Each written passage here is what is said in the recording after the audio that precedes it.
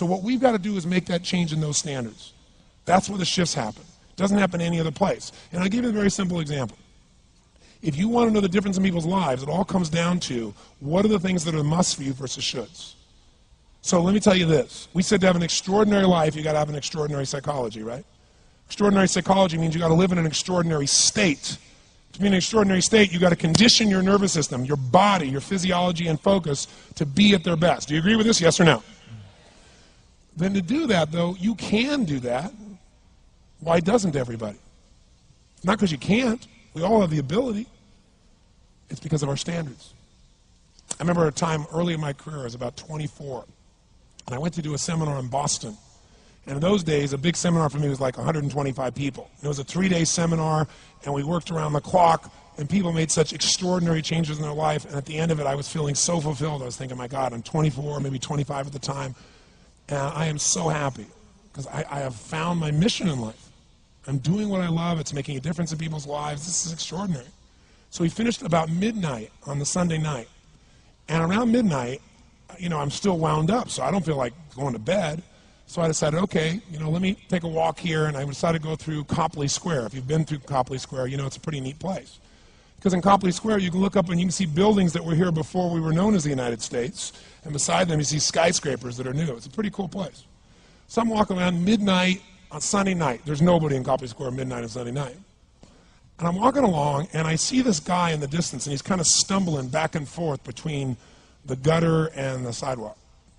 He's got a long trench coat on, his head's down like this. He's holding a brown bag, and I can start to smell him even before I get there, and I'm thinking, this guy's obviously drunk. And as I started to get closer, I thought, I bet he's going to beg me for some money.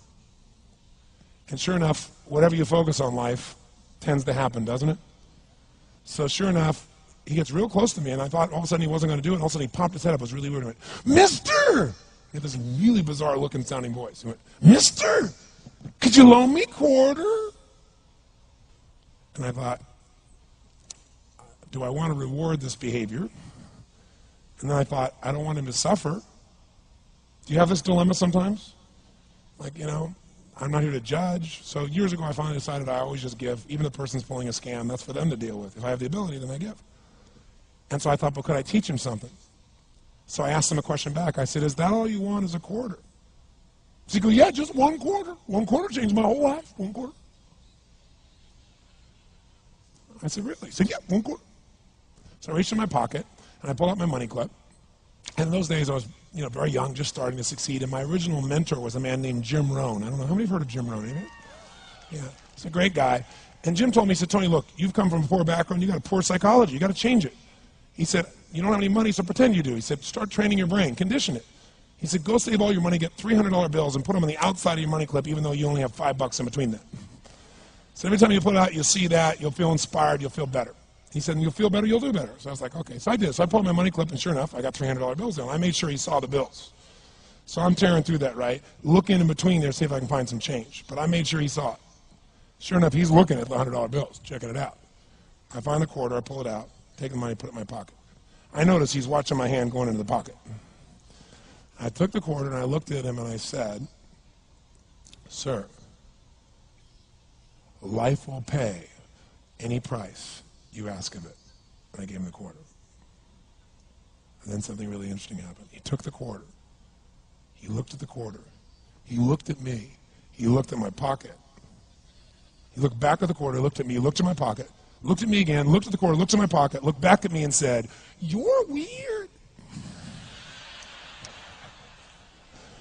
And then he shuffled on off like this, right?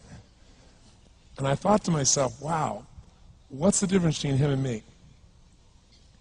I mean, I was 24, 25 at the time, doing what I love most, have my mission in life, and he's in his early 60s, drunk on the street begging for quarters. What's the difference?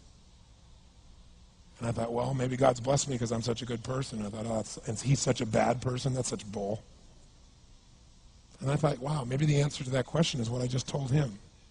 Life will pay whatever price you ask of it. But you know what's interesting? You got to ask intelligently. In the Bible it says, ask and you shall what? Yeah, pretty good formula. You ought to look into it. But you know what? It says, ask and you shall receive, but I'm sure it meant ask intelligently. I'm sure that's what God meant. I'm sure he didn't mean bitch and you will receive. Whine and you will receive. I don't think that was the instruction. Now, if you were going to ask intelligently, there might be 5 elements of that. Number one, you'd have to ask specifically, wouldn't you? You wouldn't ask in a general way. People do that all the time. They go, I want more money. Fine, here's $1, get out of here. Very often, you're getting what you're asking for. You're just not aware of how general you're asking. Clarity is power. The more clear you are about exactly what it is you want, the more your brain knows how to get there. Your brain is a servo mechanism. It's like a bomb. Those bombs, those missiles, they have a servo mechanism. So if the target moves, it knows what the target is, it follows it.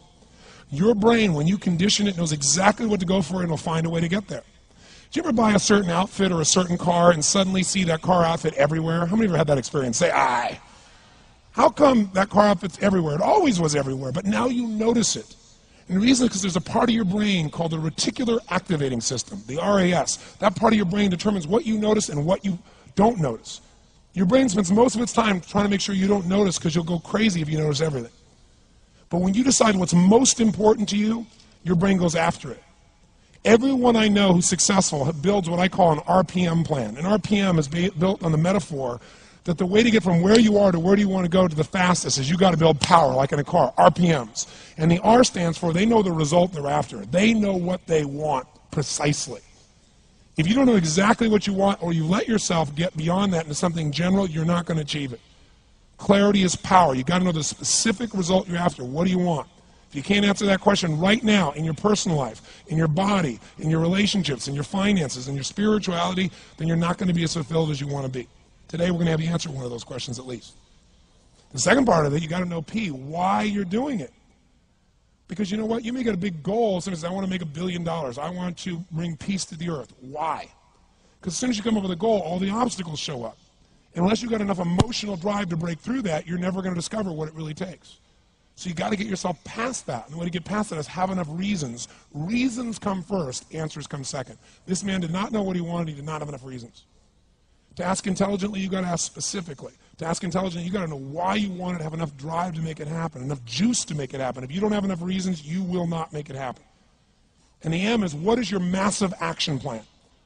What is going to get you to actually fall through? Because the first plan's not going to work and the second plan's going to work, so you better have enough plans that if the first two don't work, you still got something else. Otherwise, you're going to be having excuses why it didn't work. So asking intelligently requires that.